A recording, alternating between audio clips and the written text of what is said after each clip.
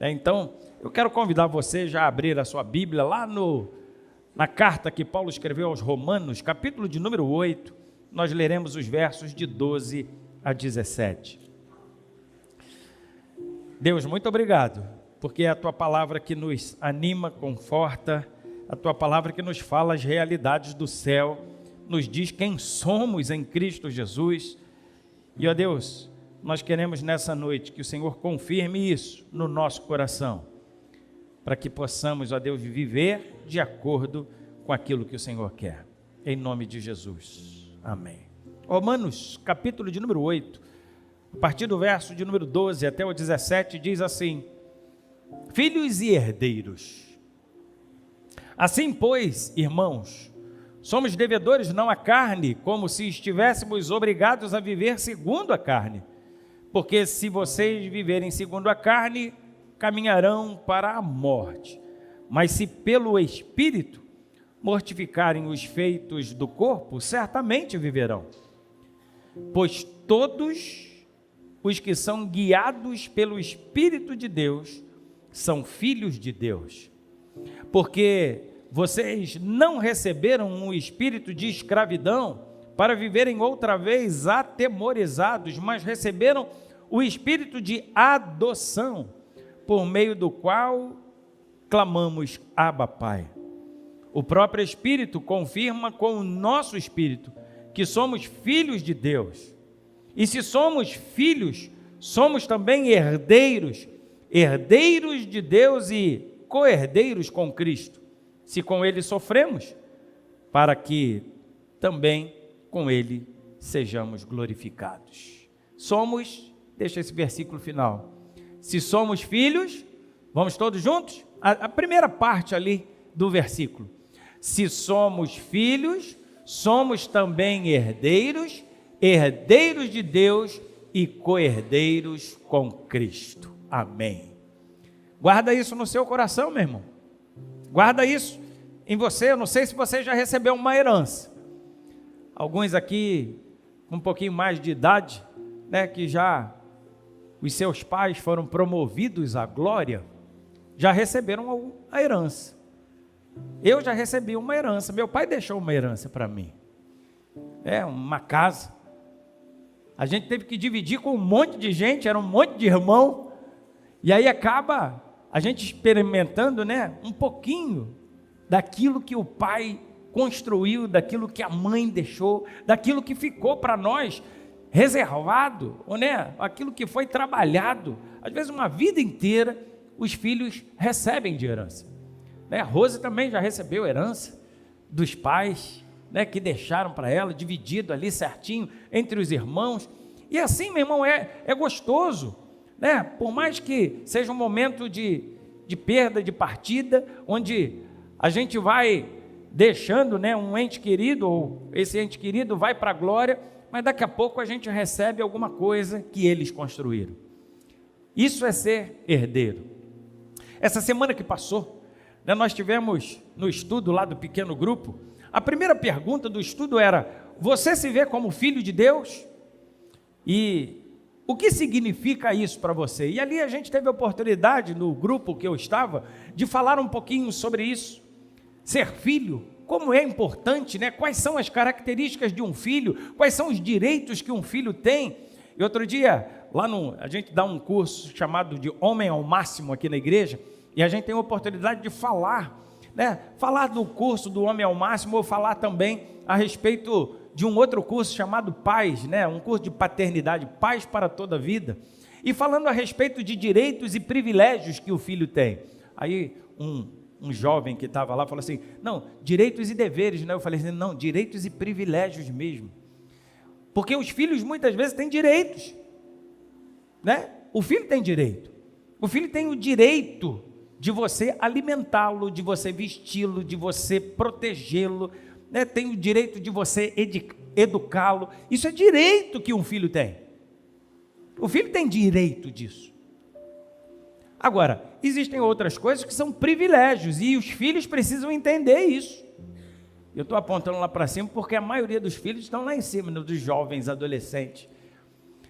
A gente tem direito O pai não pode chegar para o filho e falar assim: eu não vou te alimentar, você não vai mais ser vestido por mim, ou você não vai morar mais nessa casa. Isso é um direito que o filho tem. Agora, existem questões que são privilégios. O que é um privilégio? O pai tem a obrigação de alimentar o filho, mas ele não tem a obrigação de alimentar o filho com danoninho, né? De ficar dando chandelle para ele, iogurte, queijo, presunto. Isso é um privilégio. É um privilégio do filho ter um quarto só para ele na casa. Muito mais privilégio é quando esse quarto tem uma porta.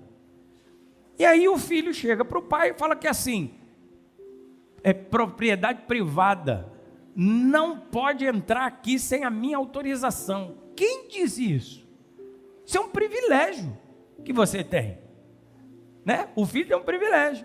Se chega, né, o pai fala que assim, como? Está trancado, não posso entrar nessa porta? Pode, tem que poder entrar. Vai chegar na parte da tarde, ele vai para a escola, quando voltar o quarto está sem porta. Perdeu o privilégio. Então é interessante que quando a gente vai olhando para a palavra de Deus, meu irmão, e nessa semana a gente estava falando ali justamente sobre como é ser um filho de Deus, quais são as características, o que significa isso para nós, e é justamente essa pergunta foi baseada no sermão do pastor Eric do domingo passado, e a gente ali teve falando, e a gente vê que como filho de Deus a gente tem alguns privilégios sobre aqueles que não são filhos. Por exemplo, a gente tem a confiança de sermos filhos de Deus, que é essa palavra que vem aqui justamente trazendo para nós, aqui de Romanos, vai falar que a gente não precisa ter medo de desfrutar dessa condição, porque nós dentro da casa não somos tratados como um empregado. O empregado ele pode ter medo de não obedecer, de repente, ali ao patrão, e daqui a pouco ele receber uma punição até ser mandado embora. Mas o filho ele não tem essa preocupação. Ele tem a confiança de que ele pertence àquela família, àquela casa, de que ele é filho, ele é membro daquela família, né? Ele tem autoridade. A posição de um filho, né? A nossa posição de filho não é também de um servo. Ele tem autoridade. Abaixo dos pais, quem manda é os filhos. E é assim que a gente vai vendo, a gente tem vários exemplos disso na palavra de Deus, a gente tem vários exemplos disso na nossa vida. O filho ele não precisa pedir autorização para ir pegar alguma coisa na geladeira, ele simplesmente vai lá e toma quase que a Coca-Cola inteira. Sem pedir. Mas uma pessoa que está chegando na sua casa, que não faz parte da família, não pode nem abrir a geladeira. Não é ético, né? Mas então a gente tem autoridade, a gente tem intimidade, a gente pode chamar Deus. Aqui faz o texto, o versículo de número 15 vai falar que a gente pode chamar Deus de paizinho. Abba, pai, quer dizer paizinho, papai. Ele pode fazer isso, ele tem intimidade, ele pode usar esse tipo de expressão e ele tem segurança, porque o próprio Espírito do Senhor, ele vai testificar com o nosso Espírito que nós fazemos parte dessa família. A gente tem a segurança e a certeza, a convicção de que nós somos amados por Deus, por esse Pai amoroso, por esse Pai bondoso, que nos adota e nos faz parte da sua família. E aí vem o versículo de número 17, e é sobre isso que a gente quer falar mais, né? A gente tem que ter a convicção, a certeza, e saber as características que um filho tem, para a gente poder experimentar o verso de número 17, coloca aí, mídia, que diz que se somos filhos, vamos lá?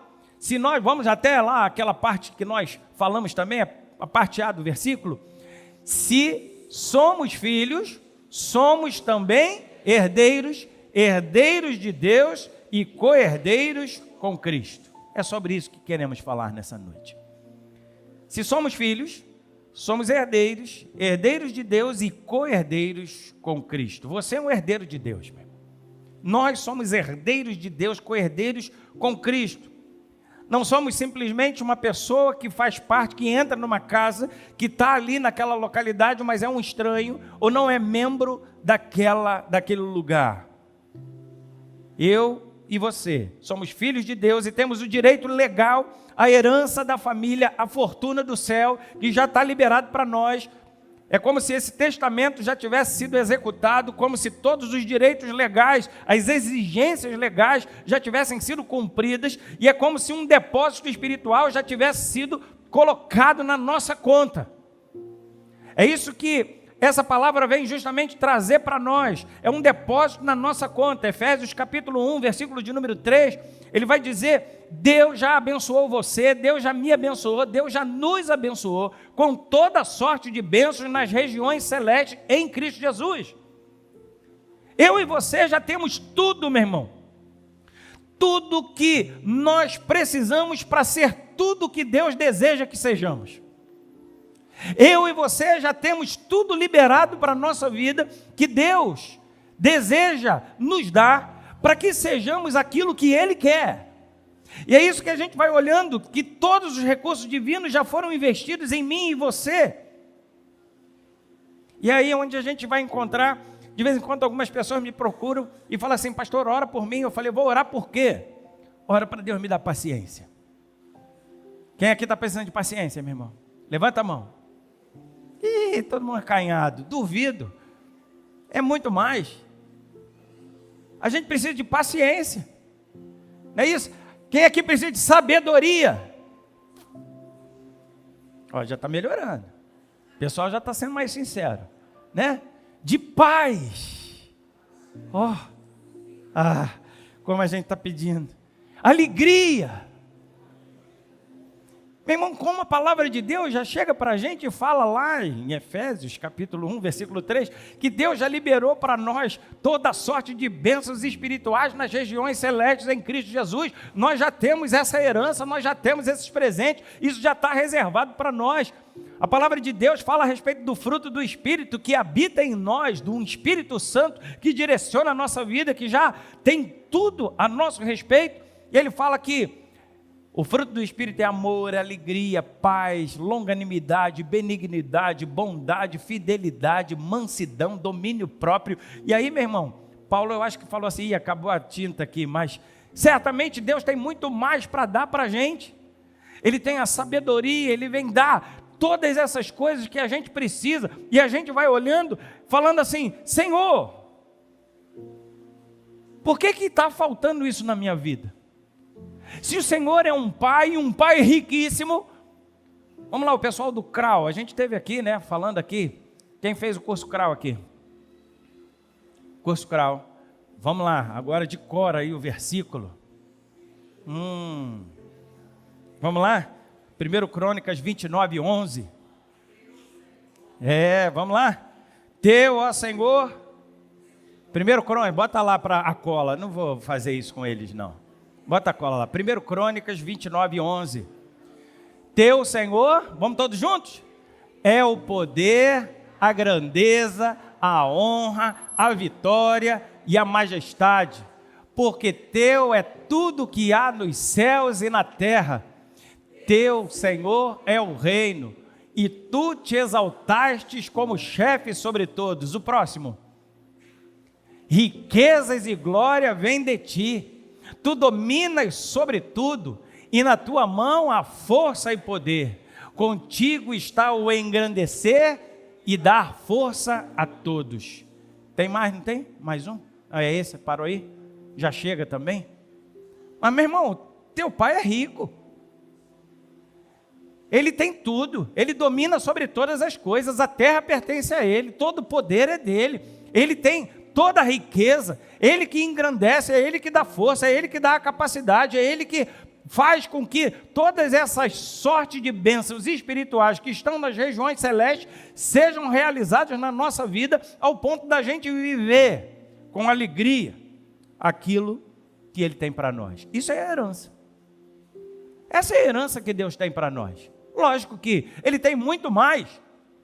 Lá em 1 Coríntios 2,9 vai falar que assim: nem olhos viram, nem ouvidos ouviram, nem penetrou em coração humano o que Deus tem preparado para aqueles que o amam. Meu irmão, Deus tem tanta coisa, Deus é um Pai tão amoroso, e nós somos filhos amados do Senhor, que entramos na família de Deus através da adoção e somos herdeiros. Se somos filhos, somos herdeiros, herdeiros de Deus e co-herdeiros com Cristo. É isso que a palavra de Deus vai dizendo, e muitas vezes a gente não consegue alcançar os sonhos de Deus. Às vezes a gente fica limitado, às vezes a gente fica aquém daquilo que a gente mesmo planeja, a gente mesmo gostaria de alcançar, e a gente não consegue chegar ali, diante dos objetivos da nossa vida. Mas Deus, Ele sempre quer o melhor para nós, Ele quer que alcancemos lugares altos, Ele quer que experimentemos das suas promessas, e é por isso, meu irmão, que Ele sempre está a nos dizer, igual Ele disse para Josué, lá em Josué 1:6, Ele fala que assim, Josué, você precisa ser forte, você precisa ter bom ânimo, você precisa ser corajoso, porque eu tenho uma herança para você, porque eu tenho um plano para a sua vida, porque eu tenho lugares altos para você alcançar. E é a mesma coisa que o Senhor vai falando para nós, Ele vai nos incentivando, Ele vai nos levando a entender aquilo que é a vontade dEle, e Ele vai fazendo com que a gente conheça a nossa posição como filhos. Nós que somos filhos de Deus, precisamos acreditar nas promessas do Pai. Nós que somos filhos de Deus, precisamos entender a palavra, o desejo, o sonho do Senhor para a nossa vida, que é que a gente cumpra aquilo que Ele quer, que a gente faça e a gente chegue onde Ele sonhou que nós cheguemos. Então, quantas vezes, meu irmão, a gente às vezes se vê surpreendido por nós mesmos, pelos pensamentos. Às vezes a gente vai e a gente fala que assim, eu não sei como eu vou resolver esse negócio, eu não sei como essa situação vai se desenrolar, e a gente vai ficando desesperançoso, a gente vai ficando triste, a gente vai ficando abatido, e a gente vai falando que a gente vai sendo colocado diante de algumas situações que parece que não tem jeito, não tem solução, e a gente não acredita que aquilo pode dar certo, e a gente para. Hoje de manhã o presbítero André estava pregando aqui, e ele falou a respeito da história de Esther, e essa história é muito interessante, que a gente vai vendo o agir de Deus. Foi a mensagem de manhã, o agir de Deus na história, Deus trabalhando todas as coisas, e a gente vai vendo que se alguém não fosse filho de Deus, olhando para aquela história, ia falar assim, meu Deus, quantas coincidências, uma atrás da outra, para fazer com que o povo de Deus, o povo do Senhor, os filhos, fossem abençoados. Quantas coisas, uma mulher levantada como rainha, situações que foram sendo construídas, costuradas por Deus, para que no final desse certo. E a gente vai olhando para todas essas coisas e a gente vai trazendo para a nossa vida, e muitas vezes a gente vai vivendo situações onde a gente fala, não tem saída, não tem jeito, não tem como, e aí as coisas vão demorando, as coisas não vão dando certo, a gente não sabe às vezes como consertar determinada coisa. Lá em casa eu tenho uma mania, eu sou bem fleumático, eu não sou nem colérico, nem sanguíneo, né, nem melancólico, eu sou fleumático. O fleumático é aquele que, calma, vai dar certo, vamos devagar, as coisas vão funcionar. E às vezes eu tenho alguma coisa para consertar, eu estou com um banheiro lá para consertar, um vazamento lá no meu banheiro, está fazendo aniversário já, o negócio. Porque eu sento, não é fácil, tenho alguma coisa para fazer, eu sento, eu pego uma cadeira, literalmente boto, fico de frente para o negócio, e fico olhando, e fico falando comigo mesmo, fico falando com Deus. Falei, Senhor, como é que eu vou resolver isso? Senhor, como é que essas coisas, como é que eu posso? Senhor, me dá uma sabedoria, me dá uma estratégia. Senhor, me dá uma capacitação sobrenatural, porque não tem como fazer. E daqui a pouco, o Senhor vai e dá a sabedoria. O Senhor dá um jeito para que as coisas comecem a se acertar e as coisas comecem a funcionar, e daqui a pouco aquele negócio está feito. Meu irmão, quantas vezes a gente vai olhando para essa situação e a gente vê que não tem saída? Quantas situações, talvez você tenha testemunhos para dar, como eu tenho testemunhos para dar, de situações, meu irmão, onde eu estava no meu trabalho, e o meu trabalho, eu trabalhava como um coordenador de agência, era um subgerente numa agência, muitos anos atrás, E tinha o gerente e os subgerentes. Eu era um subgerente, que fazia o serviço do gerente, que não fazia nada. O diretor regional chama lá, os gerentes fazem uma reunião e fala assim: olha, vocês não fazem nada, quem faz é o subgerente, mas a gente precisa mandar alguém embora. Quem que a gente vai mandar embora? Os gerentes estavam reunidos, vamos mandar o subgerente. Todo o Brasil, de todas as agências, foram mandados embora os subgerentes, só ficou eu. E eu falei assim: gente, o pessoal está reunido, e a gente precisa orar, não tem jeito, acabaram com o meu cargo, não existe, a não ser que me promovam para gerente. Vamos orar. Vó Sebastiana estava aqui nessa época, Vó Sebastiana orando, né? Vó Sebastiana, vó, ora por nós, ora por mim, Rose pediu. E a gente começou a orar. Todos os meus pares foram mandados embora no Brasil. Mais de 30, uns 50 talvez, foram mandados embora. Só sobrou eu e a igreja orando. E Vó Sebastiana orando. E de repente, irmão, passaram 2 meses e eu não fui mandado embora. O diretor regional me chama para ir na regional. E eu falo: puxa vida, não podia ter mandado minha carta de demissão para cá, para onde eu trabalho. Eu tenho que ir lá ainda. Fui lá. Quando chegou, meu irmão, ele falou assim: Elias, eu tenho uma proposta para te fazer. Eu falei: sou todo ouvidos. E ele falou assim: estou mandando um gerente embora, você quer assumir o lugar dele? Eu falei assim: com certeza. Ao invés de ser mandado embora, eu fui promovido. Meu irmão, Deus vai fazendo coisas grandes, Deus vai agindo no mundo sobrenatural que a gente não consegue enxergar.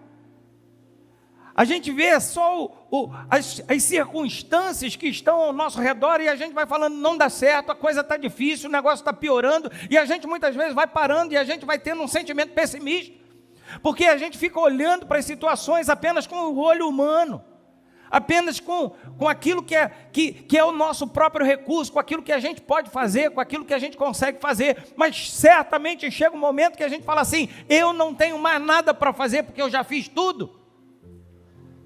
E será que é só nesse momento que a gente vai procurar Deus? Se nós somos filhos do Altíssimo, filhos de um Pai amoroso, bondoso, que chega para a gente e fala que assim: olha, o meu espírito testifica com o teu espírito que você é filho de Deus, e se você é filho de Deus, você é herdeiro de Deus e co-herdeiro juntamente com Cristo. É isso que a palavra de Deus vai falando. Mas, meu irmão, quantas vezes a gente se pega em situações adversas na nossa vida, que vem atrapalhando, que vem se colocando como um grande gigante diante de nós, e a gente só sabe, na verdade, ao invés de procurar o Senhor, ao invés de se posicionar como filho de Deus e colocar diante dele falando: Pai, eu não tenho o que fazer, eu não sei o que fazer, eu não tenho recursos próprios, mas eu coloco essa situação nas tuas mãos. Muitas vezes a gente pega essas situações, a gente fica com medo e a gente começa a murmurar. A gente começa a falar mal, a gente começa a praguejar. Meu irmão, isso é na casa de todo mundo.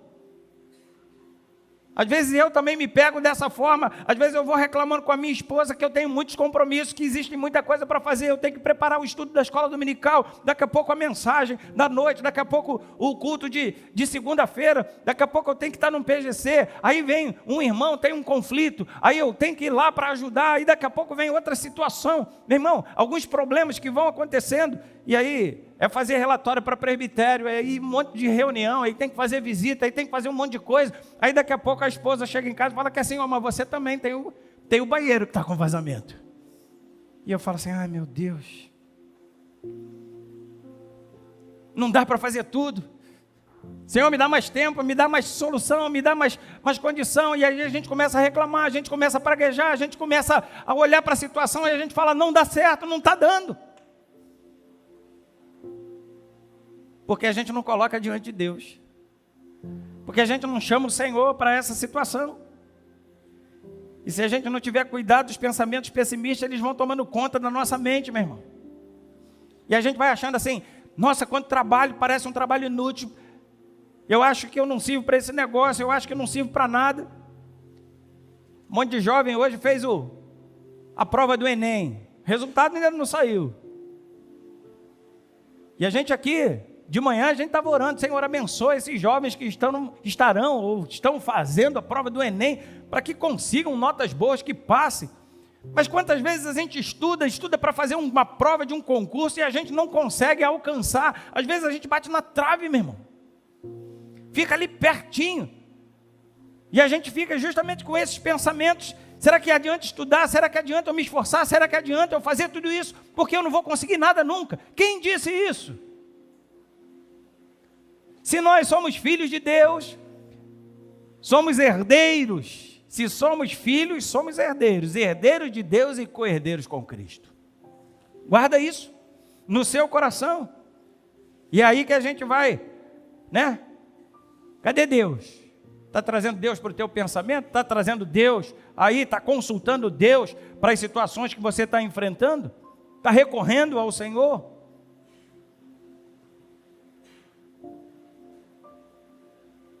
Não limite a solução da sua vida à sua própria força, à sua própria capacidade. Porque quando isso acontece, muitas vezes a gente entra em queda livre, a gente vai entrando em parafuso, a gente vai desistindo. E é justamente, meu irmão, aqui, Deus reserva justamente essa promessa para nós, para esse momento.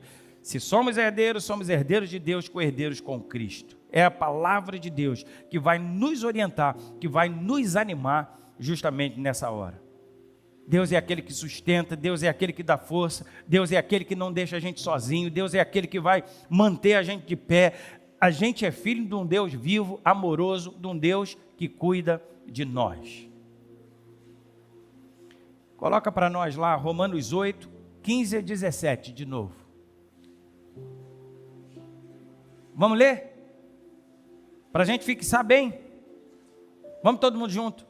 Porque nós não receberam um espírito de escravidão para viver outra vez atemorizado, mas receberam o espírito de adoção, por meio do qual clamamos, Abba, Pai, Paizinho.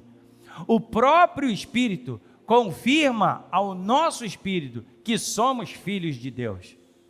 E se somos filhos, somos também herdeiros. Herdeiros de Deus e co-herdeiros com Cristo. Amém. Grava aí esse versículo para você, meu irmão. Decora ele. Quando estiver diante de uma situação difícil, repete esse versículo. E você vai falando ali, para o inimigo, para as situações, para as circunstâncias adversas que vão se levantando, falando que assim, eu sou um filho de Deus. Não é que a gente não enfrente luta, não enfrente batalha, a gente não tenha que guerrear, a gente enfrenta batalha e luta sim, mas a gente luta na certeza de que o Senhor é conosco, de que Deus cuida de nós, de que o Senhor vai nos fazer vencedores em nome de Jesus. É isso que a gente vai olhando aí para a palavra. Então não somos apenas um membro da casa, um mero empregado na casa, mas somos filhos. E quando a gente é filho, a gente experimenta coisa boa. Então, meu irmão, eu quero lembrar, eu não vou demorar mais não, mas eu quero falar de uma história bíblica muito conhecida e relacionada com herança, que é a dos israelitas prontos para herdar a terra prometida. Eu quero só lembrar disso. Lembra dos filhos? Os filhos, eles têm características que os diferenciam de todos os outros da rua, que não são filhos. Eles podem ter confiança, ele tem autoridade, ele tem intimidade, ele tem segurança. Tudo isso que o pai proporciona, que o pai dá. Simplesmente porque eles pertencem à família. E é interessante, meu irmão, que quando a gente entende essa nossa posição de filho, a gente se aproxima de Deus, não como estranhos, mas como herdeiros da promessa. E olha que interessante, esse texto lá, é um texto de Números, capítulo de número 13, os versículos de número 1 e 2, Números 13, 1 e 2, o povo de Israel havia sido liberto do Egito, e estavam agora, pouco tempo depois de ter passado do Mar Vermelho, estavam agora diante da terra prometida. era atravessar ali o Jordão e possuir a terra. Mas aí Deus chama Moisés e o Senhor disse a ele assim, o Senhor disse a Moisés, vai lá, o verso de 2, envie alguns homens que espiem a terra de Canaã, que eu vou, qual é o verbo ali? Eu vou? Ele vai emprestar, ele vai fazer com que aquele povo dele, os filhos, eles guerreiem para estar ali. Ele disse que ia dar, que eu vou dar aos filhos de Israel. Envie um homem de cada tribo de seu país, né, da sua tribo ali, sendo cada qual chefe entre eles. Tá bom. Essa história ela vai contar, meu irmão, a história dos espias que são mandados por Moisés. O povo está ali na beira da terra prometida. E o Senhor fala que vai dar aos filhos. Vai dar. E aí Moisés manda então, só homem, só príncipe, só gente boa. Era chefe, todo mundo ali mandava. Eram pessoas selecionadas, um de cada tribo, mandou 12. E eles foram espiar a terra. E eles começaram a ver, Moisés ainda vai falando na sequência desse texto, fala assim, espinha a terra, veja o que ela produz, veja também os seus habitantes, veja se tem cidades, veja se é muita gente, veja se é gente fortificada, veja se é gente que sabe lutar, vê como é que é a situação, traz o relatório para nós. E quando eles voltam trazendo um relatório, sim, eles trazem do fruto da terra, um cacho de uva era carregado por 2 homens, num varal. A coisa era boa, era exatamente aquilo que Deus havia falado, uma terra que mana leite e mel, uma terra que produz muito. Mas eles também ali viram as cidades fortificadas, muita gente, tinha um monte de situações, cidades que tinham muralhas. Eles viram homens muito poderosos, homens que eram gigantes, os filhos de Anak. E aí o que acontece? Quando eles chegam para dar o relatório, eles começam a falar e eles infamam a terra. Eles falam assim, olha, a terra é tudo isso que Deus falou, mas ela não é para a gente não. Deus está falando assim, você é filho, você é herdeiro, você é aquele que pode experimentar, eu estou dando essa terra para vocês. Vocês não estão comprando, vocês não estão lutando por elas, eu estou dando, vai lá e pega. Eles olham para aquela herança, eles olham para a promessa de Deus e eles falam aqui assim, olha, tudo que Deus falou que a terra tinha é boa, mas não é para a gente não. Essa terra não dá não. Ali existem gigantes, nós vemos ele como gigante, eles nos veem como gafanhotos. Aos nossos olhos nós somos gafanhotos, aos olhos dele também nós somos gafanhotos. A gente não tem condição. E eles começam a falar isso. E sabe o que acontece? Eles vão embora sem tomar posse da herança. Por causa disso, eles passam 40 anos no deserto e passam uma geração inteira. Todo mundo morre no deserto. E aí Josué 1 e 2. 40 anos depois, Moisés já é morto. Josué assume agora a liderança. Bota aí Josué 1 e 2. Depois que Moisés, servo do Senhor, morreu, o Senhor falou a Josué, filho de Num, auxiliar de Moisés, dizendo, Moisés, meu servo está morto, prepare-se agora e passe esse Jordão, você e todo esse povo, e entre na terra que eu vou dar a quem? A mesma palavra que Deus falou 40 anos atrás para Moisés, agora ele fala para Josué. Entre na terra, uma terra que eu vou dar aos filhos de Israel. Já tinha que ter tomado essa posse, essa herança, tomado conta disso. 40 anos antes não teriam sofrido no deserto tudo aquilo. Mas eles, como filhos, não experimentaram a bênção. Josué vai. As cidades, ele manda espias até, vai para Jericó. Raabe toma conta dos espias. Lembra? As cidades continuavam fortificadas. Os homens continuavam lá. Os filhos de Anak continuavam lá. Toda aquela situação continuava exatamente igual. Mas Josué ele tem uma postura diferente. E o povo tem uma postura diferente daquele povo que estava com Moisés. Eles vão, não por causa da sua capacidade bélica, força física, por causa da sua inteligência ou por causa das suas condições humanas. Eles vão porque eles creem na promessa. E eles entram. E eles vão experimentando todas as coisas. Meu irmão, não quer dizer que Josué não tenha tido que lutar e o povo não tenha tido que guerrear.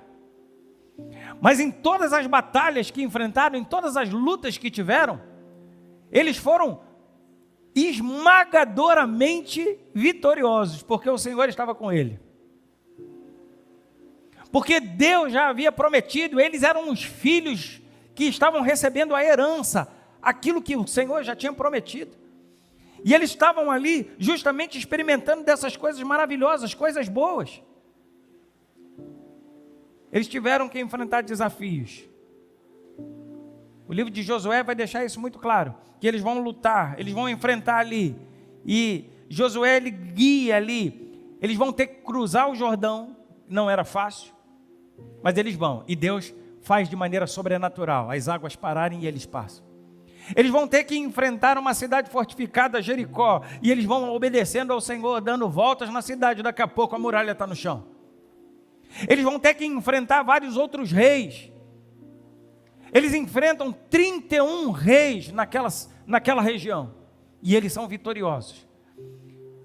E no finalzinho do livro de Josué, diz que Josué chama todo o povo, abençoa e despede cada um para a sua propriedade.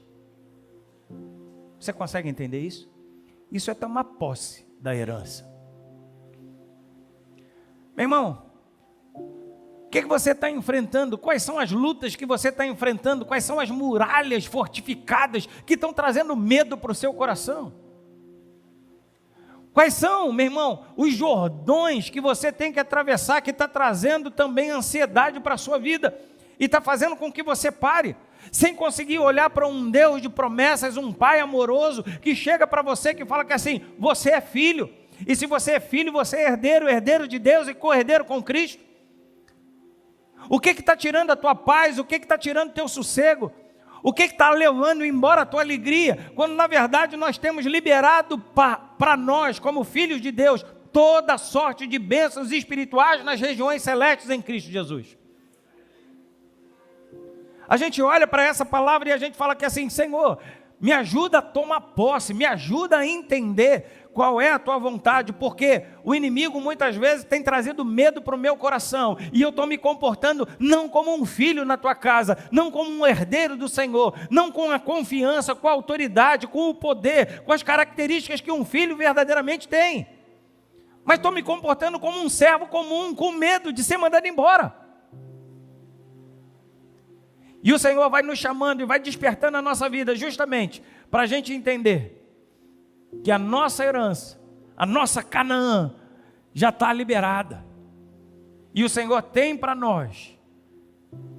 Às vezes as situações vão dizer para a gente que a gente não é nada, que a gente não tem capacidade, que os nossos recursos, os nossos limites já se esgotaram.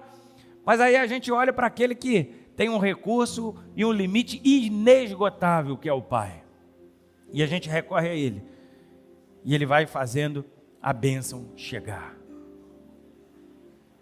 Somos herdeiros e co-herdeiros com Cristo. Nunca esqueça disso, meu irmão. Não somos escravos distantes, servos distantes, mas somos filhos de Deus. Somos filhos do Senhor. E Ele nos garante na sua palavra que nós temos herança. E herança não é só quando a gente chegar no céu, não. Lógico, quando a gente chegar no céu, porque Ele vive, eu posso crer no amanhã, porque Ele vive, temor não há. Vamos cantar de novo esse hino? Né? Prepara aí o ministério de louvor. A gente vai cantar, já já. Pode vir. A gente vai cantar de novo esse hino. A gente está olhando para o céu, para uma esperança, porque Ele vive, temor não há, e a gente crê numa vida eterna com o Senhor no céu. Mas, meu irmão, o Senhor já tem para nós liberado coisas aqui e agora. O Senhor tem paz para a sua vida, tem alegria para a sua vida, tem amor para o seu lar. O Senhor tem paciência para te dar. Ele tem coisas maravilhosas que o Espírito Santo de Deus, que testifica que nós somos o nosso Espírito, também nos dá, como o fruto do Espírito Santo. O que está faltando na sua vida? Vamos orar?